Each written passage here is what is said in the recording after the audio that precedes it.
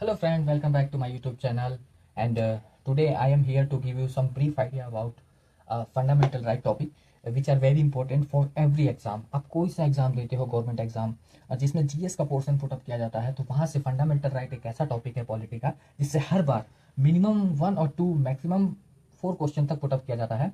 आप यूपीएससी का एग्जाम ले लो या पीसीएस का एग्जाम या एसएससी सीजल इवन कोई सा भी आप एग्जाम दो जिसमें जीएस पोर्शन आता है उधर फंडामेंटल राइट से हर बार क्वेश्चन पुटअप किया जाता है। सो बिना टाइम गवाए स्टार्ट करते हैं आज हमारे सीरीज का पहला जो वीडियो है। और आप कमेंट बॉक्स में बताओगे अगर आपको इस पर डिटेल एनालाइज पूरी वीडियो चाहिए तो मैं आपको वो भी प्रोवाइड कर दूंगा। ओके, सो बिना समय गवाए स्टार्ट करते हैं आज का।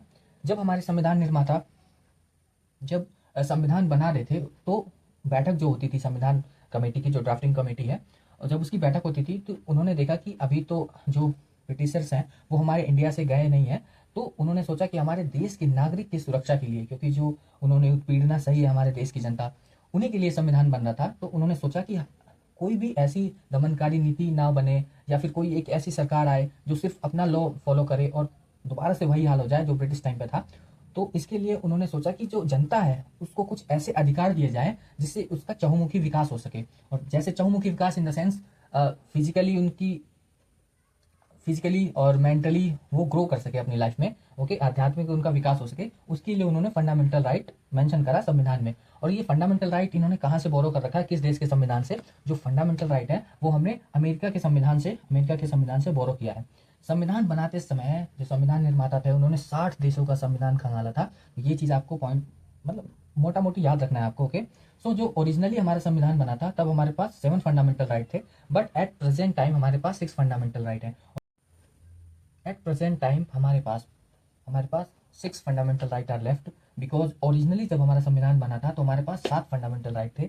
बट जब गवर्नमेंट कोई भी न्यू पॉलिसी लेती और अगर उसको लैंड एक्वाजिशन करनी पड़ती थी किसी भी न्यू ऑर्गेनाइजेशन के इस्टेब्लिशमेंट के लिए, उस टाइम पे क्या था कि जो आम नागरिक था वो जैसे किसी की प्रॉपर्टी गवर्नमेंट ने एक्वाजिशन के तहत ले ली, तो उस टाइम पे फंडामेंटल राइट था ये हमारा राइट टू प्रॉपर्टी, तो वो उस चीज़ को लेके डायरेक्ट सुप्रीम कोर्ट या हाई कोर्ट में चला जाता था। इससे जो सरकार है उसको काफ़ी ज़्यादा प्रॉब्लम फेस कर रही थी उस टाइम पे। तो उन्होंने डिसाइड किया और 1978 में एक अमेंडमेंट आया, बिल पास हुआ 1978 में 44th अमेंडमेंट के तहत जो हमारा ये राइट टू प्रॉपर्टी था फंडामेंटल राइट, इसको अमेंड करके अब क्या किया है इन्होंने, मूल अधिकार बना दिया है। ओके, तो ये 300A के तहत इसको कानूनी अधिकार बना दिया। अब जो राइट टू प्रॉपर्टी है, अगर गवर्नमेंट चाहे जब भी आपका कोई भी प्रॉपर्टी है उसका उचित मूल्य यानी रेट दे करके उस एरिया के अकॉर्डिंग आपकी जमीन वो ले सकती है। अगर उसको कोई पब्लिक प्लेस या फिर कुछ ऐसा कुछ बनाना है जिससे पब्लिक के लिए बेनिफिट हो तो वो आपकी जमीन को एक्वायर कर सकती है। अब ये आपका फंडामेंटल राइट नहीं रह गया है। ओके, तो ये चीज आपको ध्यान रखनी है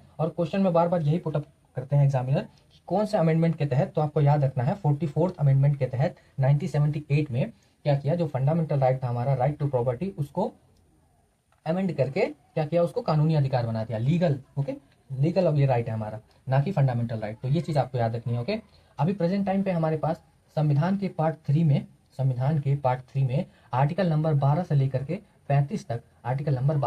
35 तक, जितने भी फंडामेंटल राइट है, मूल अधिकार है, वो गिवन है। ओके, ये चीज आपको ध्यान रखनी है।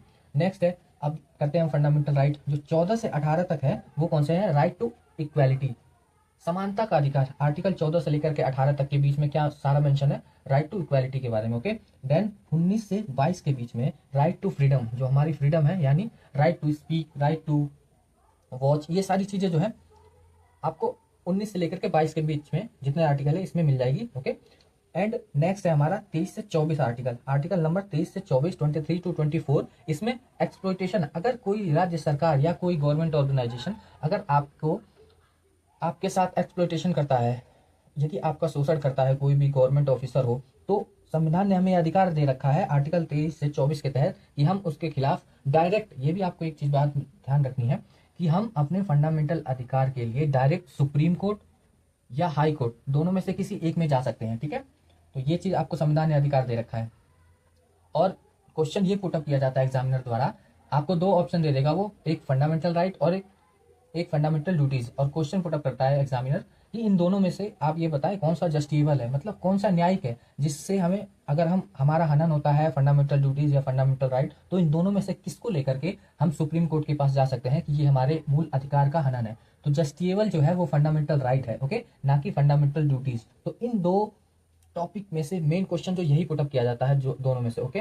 बाकी जो आर्टिकल 25 टू 28 है वो right to religion, in article 25 से लेकर के 28 तक हमें ये मेंशन कर रखा है, संविधान ने दे रखा है अधिकार कि हम किसी भी धर्म को मानने, उसको उसको मतलब बढ़ाने और उसको मानने का अधिकार है, उसको प्रमोट करने का अधिकार है हमें, किसी भी धर्म को। आजकल वैसे जातिवाद बहुत ज़्यादा बढ़ गया है, उस पर आपको फोकस नहीं करना। बाकी 29 टू 30 जो आर्टिकल है, right to education, culture of minority, minority के जो कल्चर है, एजुकेशन, उनको प्रमोट करने के लिए संविधान ने राइट दे रखा है आर्टिकल 29 टू 30 तक, okay. Right to 32, sorry, right जो है आर्टिकल 32 जो है वो वेरी इंपॉर्टेंट है, क्योंकि हर बार इससे क्वेश्चन यूपीएससी में पूछा जाता है। जो आर्टिकल 32 है वो वेरी वेरी वेरी इंपॉर्टेंट है, क्योंकि इन सभी जो ये सभी अधिकार हैं, इनकी रेमेडीज, इनकी दवाई कौन करता है? आर्टिकल 32। तो आर्टिकल 32 इन सभी में सुप्रीम है, बिकॉज ये पावर देता है। यही आर्टिकल सुप्रीम कोर्ट इस आर्टिकल का यूज करके इन सभी आर्टिकल को सेव करता है। इन सभी आर्टिकल जितने भी है, आर्टिकल 12 से लेकर के 35 तक, आर्टिकल 32 इज वेरी इंपॉर्टेंट। इस पूरे चैप्टर में देखा जाए तो जो रिट्स जारी करता है वो 6 टाइप की रिट्स होती हैं, वो जारी करता है। सुप्रीम कोर्ट भी जारी कर सकता है और हाई कोर्ट। इन दोनों में क्वेश्चन क्या पुटअप किया जाता है? क्वेश्चन एग्जामिनर द्वारा ये पुटअप किया जाता है कि सुप्रीम कोर्ट और हाई कोर्ट, जबकि सुप्रीम तो सुप्रीम कोर्ट है, यानी सुप्रीम कोर्ट हमारा बड़ा है हाई कोर्ट से, तो जो पावर है इन दोनों में आर्टिकल 32 के तहत किसकी पावर ज्यादा है, सुप्रीम कोर्ट की या हाई कोर्ट की? तो क्वेश्चन में ये पूछा जाता है एग्जामिनर द्वारा कि आर्टिकल 32 के तहत सबसे ज्यादा रिट्स कौन जारी कर सकता है, सुप्रीम कोर्ट या हाई कोर्ट? तो यहाँ पे आपको मतलब आप जनरली तो यही सोचोगे कि सुप्रीम कोर्ट सुप्रीम है, सो दैट्स वाई उसके पास मोर पावर होगी than comparison to high court. But ऐसा नहीं है, high court is more wider than supreme court. इस कंपैरिजन में आर्टिकल 32 का यूज करके सुप्रीम कोर्ट के पास पावर कम है, लेकिन हाई कोर्ट के पास पावर ज्यादा है, ओके। ये चीज आपको ध्यान रखना है। बाकी आप इस टॉपिक को अगर कमेंट बॉक्स में बताओगे तो मैं बहुत अच्छे से इसको एक्सप्लेन कर सकता हूँ as a purpose of UPSC exam, CSC, UPSC, CSC के लिए अगर आप बोलोगे तो मैं इसको बहुत एलोबरेट करके बहुत अच्छे से एक्सप्लेन कर सकता हूँ, okay. So thank you for watching this video and अगर आप चैनल पर नए हो तो प्लीज़, अगर आपको वीडियो अच्छी लगी हो, इन्फॉर्मेटिव लगी हो, then you can subscribe my channel only GS classes. तो थैंक यू सो मच, मिलते हैं नेक्स्ट वीडियो में। Keep watch